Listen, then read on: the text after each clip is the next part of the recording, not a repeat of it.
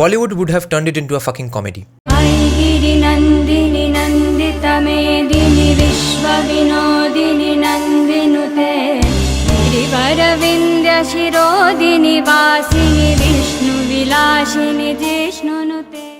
guys, so I watched Kantara today.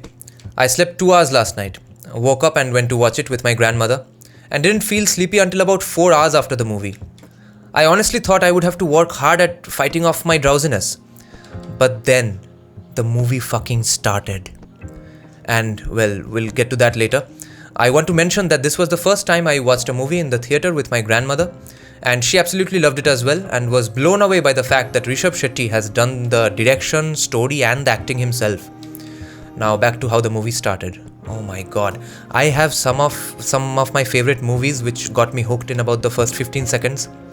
But this is the first time I got hooked to a movie in the first 2 seconds. Those of you who have already watched it will know exactly what I'm talking about. Not one fucking second is wasted, man. The way the movie started made me feel like, wow, so many films have wasted so much of my time. Rishab Shetty has massive respect for the audience's time, I'll tell you this much. Now, I'm not going to tell you the entire story. Ye hua, fir wo hua, then ye mar gaya, wo mar gaya. I'm just trying to tell you how it made me feel. But giving you a basic gist of the story in one sentence, it's about how a local faith system contributes to the way the believers view the nature and how they fight for their land. That's all. Rest assured, you can't guess the awesomeness of the movie from the trailer, nor from this one line I said. You love the movie way, way, way more than the trailer. I did not want the movie to end. I was having so much fun. I was so immersed in that world. I would have loved it if it had gone on for much longer. Now, coming to some of the specific things I liked about the movie other than the story. Firstly, the way they showed the village and the localities.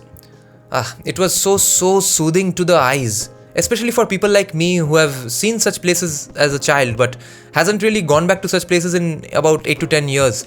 It made me feel so nostalgic. The budget, secondly. 16 crores, what the fuck? They made this movie with 16 crores. It does not look like a 16 crore movie. It's so beautiful. The action scenes are so good looking. Look, one shouldn't bring down someone else in order to compliment the other person. But I have to say this. What is Bollywood doing? Firstly, Bollywood would not be able to make this movie even with 160 crores, let alone 16 crores. But the middlemen of Bollywood are killing the industry. Along with their knowledge being limited to Urdu poetry, Sufism and the imaginary secularism bhaichara bullshit, they have zero knowledge, training, learning or attachment with Indic epistemology, which is exactly what the Telugu and Kannada film industries are steeped in. But the middlemen, man, how else do you think Adipurush's VFX costs 250 crores? Some guy who hires the VFX artists for the producer or director is taking the major chunk of the 250 crores. And in the end, what you are seeing is probably VFX done by some kid who charged 500 bucks. I'm obviously exaggerating because I'm so disappointed with Adipurush, but that is how that industry works. Now, I'm not sure about whether the Telugu and Kannada industries also work that way, but even if they do, the middlemen are definitely charging lesser than the Bollywood middlemen. And see what's that leading them to. Even before the Hindi release, this 16 crore movie had earned 80 crores. And by the time I'm making this video, it has made 100 crores. And not like Brahmastra's 400 crores, with empty theatres and paid reviewers and pre-tax earnings and overseas earnings included to make it sound like domestic earnings. In fact, most people in Kolkata don't even know there's a movie called Kantara which released today. I called up about 4 to 5 of my friends, all of whom are movie buffs and even watch a lot of South Indian movies. And I told them that see, there's this movie produced by Hombale Films which also made KGF and it's fucking awesome, so let's go to watch it. And I am going to watch it the second time or probably on Tuesday, and I'm going to watch it with 3 of my friends and my father. Also, there have been just 2 other instances in my life when right after coming out of the theatre, I felt restless and felt like I want to go back right now to the theatre and watch this again. I have to. And watch it again and again, right this moment. Keep in mind, I didn't watch Bahubali and RRR in the theatre, so those movies are not counted in my list here. But I felt like this when I came out watching Interstellar. And also, Uri the Surgical Strike. Those are the only 2 instances, and this movie. Now coming to the music. That song, Varaha Roopam, is hands down the best heavy metal song in the history of Indian cinema. I think some other honorable mentions would be Rab Ka Junoon in Imran Hashmi's movie Rush, and the song Parwa Nahi in MS Dhoni. These three are the best heavy metal songs in the history of Indian cinema, but Varaha Roopam is the best. And also, the drumming of that song, that was so creative, so fresh and different. The tempo was such that the song could easily have had way less creativity in the drumming and still would have worked. Probably not to this extent, but would give you the vibe anyway. But the composer B. Ajnish Loknath and his team of music producers decided that no, let's go that extra mile and do something extra with the drumming. Also, it's the best snare tone I've ever heard in Indian cinema's rock songs. Rock On had some of the worst drum tones I've ever heard in my life, and look how far the nation has come in these few years. And the other song, Singara Siriye. Oh man, firstly the absolute strange, creative and creepy bass line that the song started with and also went on in the rest of the song. I'm telling you, that's probably the most creative use of a bass guitar I've ever heard in any Indian film song. That's probably not played in the bass guitar, was probably programmed with a MIDI keyboard, but the bass itself. The one song that comes to mind which had such a crazy, insanely creative bass line, other than this song in the Indian mainstream film song world, is probably the song called Santikata Kangalil in the movie 180. It's a Tamil song. And the background score of this movie, I have no words. It's so interesting, so intriguing and so effective. Because remember, that's the main goal of background scores. And Kantara has one thing which I have also noticed in Bahubali and RRR. It's that they keep the entire background score within a set sound palette.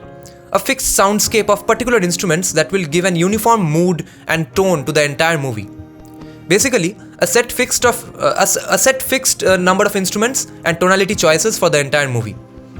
Which is also exactly opposite of what fucking Bollywood does. Other than the Marathi composer Mangesh Dhakre's work in Article 15 and some similar movies, you'll notice that mainstream Bollywood has absolutely no vision for the concept of background scores. Firstly, the first reason is that the directors and producers don't have the time to think or research this aspect of filmmaking. And if at all they research the specific topic of their films, their filmmaking vision is stuck in what they used to watch in their college days. And therefore the result is a random romantic background score with acoustic guitar and piano here, a random epic percussion for an action scene, a random saxophone for a bed scene. This also happens because people in Bollywood who get into background scoring mainly do it because they couldn't become song composers and arrangers themselves. They aren't background score specialists. Now, coming back to a very important aspect, and I'll probably make a separate video on this topic with more examples. The background score and the songs of Kantara are great examples of how South Indian cinema is reclaiming Indian mainstream music epistemically. Guys, give it a thought. Notice what has been the portrayal of South Indians and South Indian music in Bollywood forever. Have you ever seen them use South Indian classical music for anything other than comedy? I think it started with that horrifying Ek Chaturnar Hoshiar song, but since Bollywood likes to squeeze one formula for 20 years, they stuck with that idea and kept using South Indian music as a humiliating comical sound effect. Every time you hear the tawil or nadeshwaram, which is the intro wind instrument which sounds like a shehnai, in the start of the Varaha Roopam song, every time you hear these instruments, if you're not from South India, you'll feel like it's a funny sound. What the fuck? And then, see how Rajamouli changed that idea in Bahubali. There are so many scenes where the conventionally so-called funny South Indian music is used to depict epic fucking larger-than-life scenes. And Rishab, Shetty and B. Ajnish have done exactly that in Kantara, with the songs as well as the background score. And then the dance of that deity, Panjulli Daiva or Bhuta. Bollywood would definitely use these sequences for a funny scene. The first time I realized the difference between Bollywood's use of South Indian music and what the role of that music is actually in their own culture, in South India's own culture, is when I heard A.R. Rahman's Pongal theme for Sun TV, which he made in 1992 or 93, right after the release of Roja. You have to listen to that. You'll understand that it's a beautiful melody and a great theme for a channel, but if Bollywood had to use it, they would use it for a fucking comedy scene. Even that track would get used for comedy scenes by Bollywood. And let me tell you that this view of Indian instruments, how this is affecting the general possibilities of good background scores.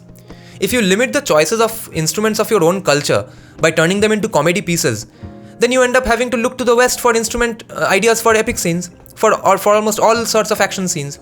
It's like bringing a knife to a gunfight. You are handicapping yourself by not using half of your own culture's instruments. By the way, notice that no one is complaining about Varaha Roopam being arranged in a heavy metal way, right? Why is that? The left accuses the right, or the strads like us, of complaining about anything that's remotely Western, right? Why is no one complaining about this song about a deity being arranged in a Western style? Why didn't no one have a problem with Prabhas's scene of ripping apart the shivling and putting it in a different place? Because the intentions matter. The honesty, integrity, and the intention of the movie, the makers, the directors, is clear in the rest of the movie. And therefore no one cares about these things. Now, as far as the climax goes, climax of RRR versus climax of this film, it's a tough choice. Both are probably the best climaxes in the last 10 years of Indian cinema. And I can't quite come to a final decision about which is better, but I offer you this. After the way this movie ends after the climax, it hits you like a fucking truck. What is better than, and that is better than RRR. And therefore, as a whole, the climax might end up feeling like more impactful than RRR's. So, in conclusion, book your Kantara tickets right now and run, don't walk. Run to your nearest cinema hall with all your family and friends right now. Watch the movie right now.